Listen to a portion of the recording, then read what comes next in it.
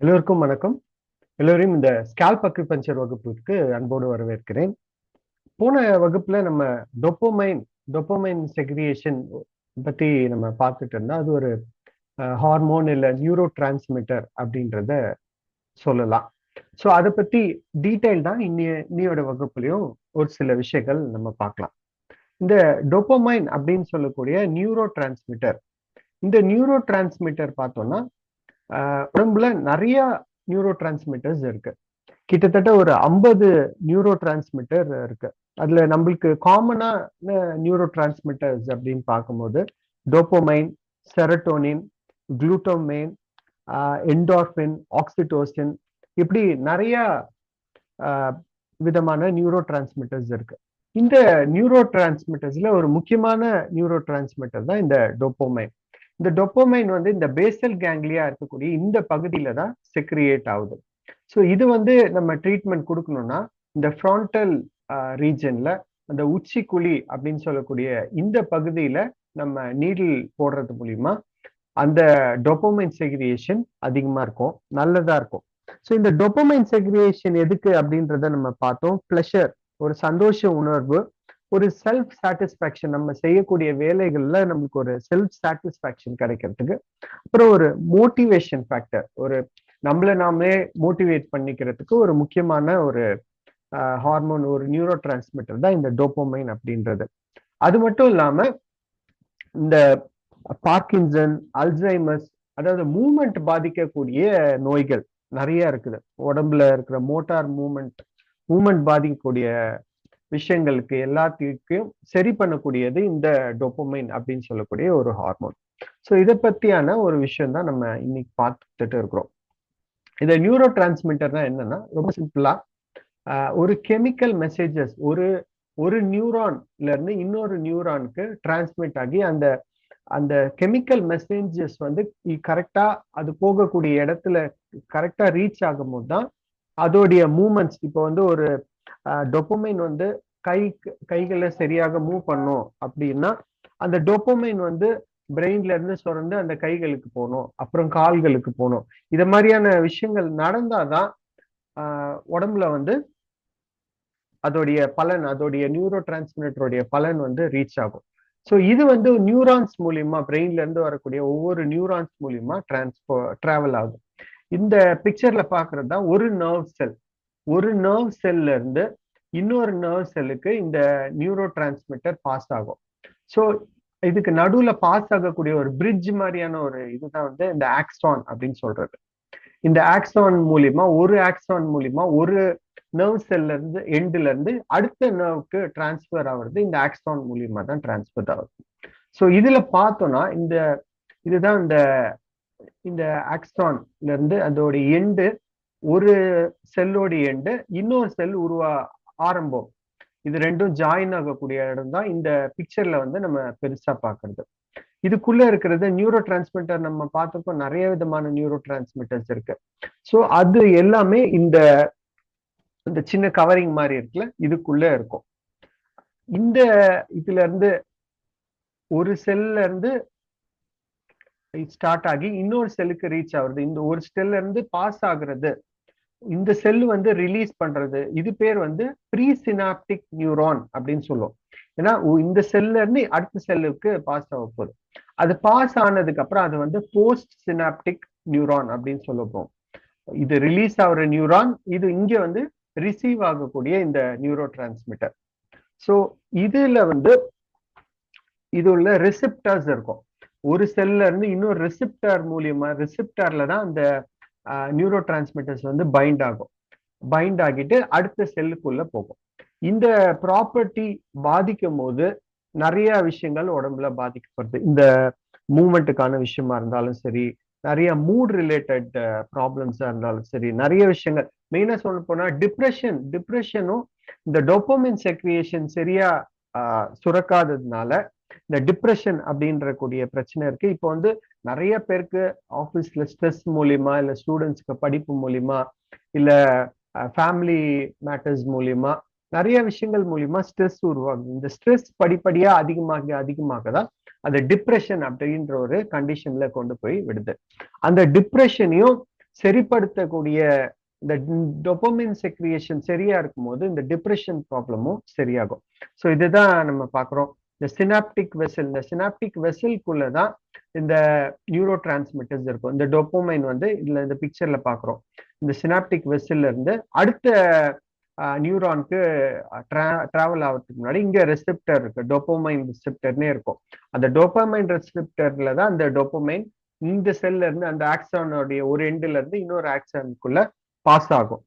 So இப்படிதான் ஒரு neuro transmission வந்து உடம்புல நடக்குது. இப்படிப்பட்ட விஷயங்களை சரியாக உடம்புல இயக்குறதுக்கு இந்த ஸ்கேல்ப் அக்யூபஞ்சர் ரொம்ப இம்பார்ட்டன்டான ஒரு மெத்தடா இருக்கு. ஏன்னா பிரெயின்ல இருந்து தான் இந்த மெசேஞ்சர்ஸ் வந்து ஸ்டார்ட் ஆகுது. ஸோ அந்த பிரெயின்லயே நம்மளால அந்த பிரெயின் கிட்டேயே நம்ம ட்ரீட்மெண்ட் கொடுத்து நம்மளால சரி பண்ணக்கூடிய விஷயங்கள். அது மட்டும் இல்லாம இந்த டோப்போமின் செக்ரியேஷனே நம்ம வந்து ப்ராப்பரா செக்ரியேட் பண்றதுக்கு இந்த ஸ்கேல்ப் அக்யூபஞ்சர் மெத்தட் ரொம்ப யூஸ்ஃபுல்லா இருக்கு. எதுக்காக நம்ம இந்த நியூரோ டிரான்ஸ்மிட்டர்ஸ், டோப்போமைன் இதெல்லாம் பத்தி டீட்டெயில்டா பாக்குறோம் அப்படின்னு பார்த்தோம்னா, ஏன்னா இது ரொம்ப ஒரு முக்கியமான விஷயம். இந்த ஒரே ஒரு புள்ளியில் இந்த பேசல் கேங்லியா இந்த ஃப்ரான்டல் ரீஜன்ல கொடுக்க போற ஒரே ஒரு நீடில், ஒரே ஒரு ஊசி மூலியமா இந்த இவ்வளோ விஷயங்கள் வந்து நடக்குது.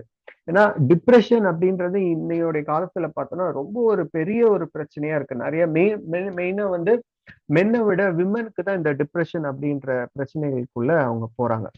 ஸோ அந்த ஒரு பிரச்சனைகளை சரி பண்றதுக்கு ஒரு முக்கியமான ஒரு செக்ரியேஷனா இருக்குது இந்த நியூரோ டிரான்ஸ்மிட்டர்.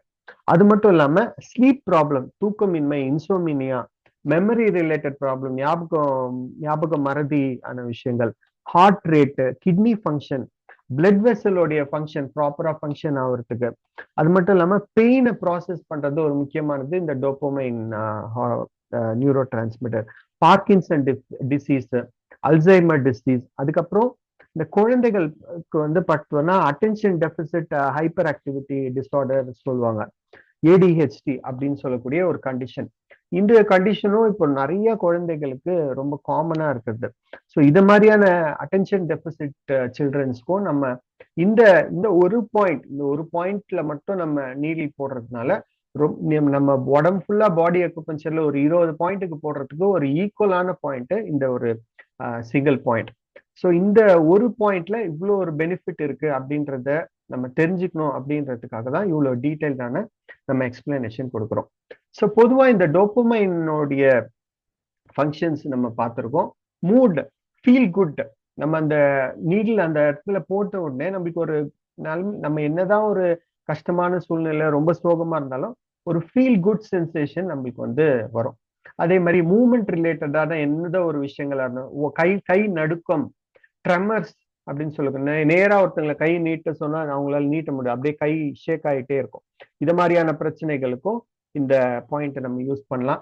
குழந்தைகள் அட்டென்ஷன் டெபிசிட்டா இருக்கிறது மட்டும் இல்லாமல் சரியா வந்து கவனிக்க மாட்டேங்கிறாங்க, கவனிச்சு ஞாபகம் வச்சு எக்ஸாம் எழுத மாட்டேங்கிறாங்க, இப்படிப்பட்ட பிரச்சனைகளுக்கும் இந்த பாயிண்ட்ஸை யூஸ் பண்ணலாம்.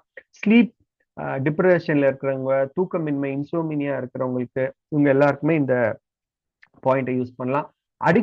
அடிக்ஷன்ல இருக்கிறவங்களுக்கு இதுல இருந்து வெளியில கொண்டு வரணும் அப்படின்றதுனாலையும் இந்த பாயிண்டை வந்து நம்ம யூஸ் பண்ணலாம். ஆக்சுவலா அடிக்ஷன்ற போது என்ன ஆகுதுன்னா, ஒருத்தவங்க ஸ்மோக் பண்றாங்க இல்ல ட்ரிங்க் பண்றாங்கன்னா அவங்களுக்கு வந்து அவங்க எதுக்கு அந்த பண்றாங்கன்னா அந்த டோப்பமைன் ஹார்மோனை செக்ரிகேட் ஆகும் அந்த அடிக்ஷன்ல இருக்கும் போது, அந்த ஸ்மோக் பண்ணும்போதோ ட்ரிங்க் பண்ணும்போதோ அது ஒரு சந்தோஷமத்தை உருவாக்கக்கூடிய விஷயம்.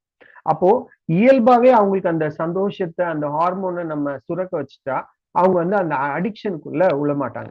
ஸோ அடிக்ஷன் ப்ராப்ளம்ல இருக்கிறவங்களுக்கு கூட இந்த இதை கொடுக்கலாம். பொதுவா அடிக்ஷன்ன்றது ஸ்மோக்கிங் ட்ரிங்கிங் மட்டும் இல்லாம எது நம்ம இதை செய்யாம இன்னைக்கு என்னால இருக்கவே முடியாது அப்படின்னு நம்ம நினைக்கிறது எல்லாமே அடிக்ஷன் தான். ஒருவேளை வந்து நான் இன்னைக்கு காஃபி குடிக்காம இருக்க முடியாது, இல்லை இன்னைக்கு ஃபுல்லா வந்து யூடியூப் பார்க்காம, போன் பார்க்காம, ஷார்ட்ஸ் பார்க்காம இருக்க முடியாது, இது எல்லாமே அடிக்ஷன் தான். இந்த அடிக்ஷன்னால என்ன ஆகுதுன்னா டோப்போமைன் சுரக்குது, நம்மளுக்கு அந்த உடம்புல அந்த டோப்போமைன் தேவைப்படுது. அப்போ நம்ம இது இல்லாமலே அந்த அடிக்ஷனுக்குள்ள போகாமலே இந்த டோப்போமைனை சுரக்க வச்சோம்னா நம்ம அடிக்ஷன்ல இருந்து வெளியில வந்துரும். ஸோ அப்படிப்பட்ட ஒரு பெனிஃபிட்ஸ் எல்லாம் இந்த ஹார்மோன் இந்த பாயிண்ட் வந்து நம்மளுக்கு பண்ணுது. ஸோ இயல்பாவே நம்ம உடம்புல டோபோமைன் செக்ரியேட் பண்றதுக்கு என்னெல்லாம் பண்ணலாம் அப்படின்னு பார்த்தோம்னா, நம்ம நல்லா எக்ஸசைஸ் பண்ணி ஒரு செல்ஃப் சாட்டிஸ்ஃபேக்ஷன் வரும்போது இந்த டோபோமைன் சுரக்கும். மெடிடேஷன் பண்ணி அமைதியா இருந்து மெடிடேஷன் பண்ணோம்னா நமக்கு உள்ளுக்குள்ள ஒரு சந்தோஷம் ஏற்படும். அதுல இந்த டோபோமைன் ப்ரொடக்ஷன் வந்து அதிகமா இருக்கும்.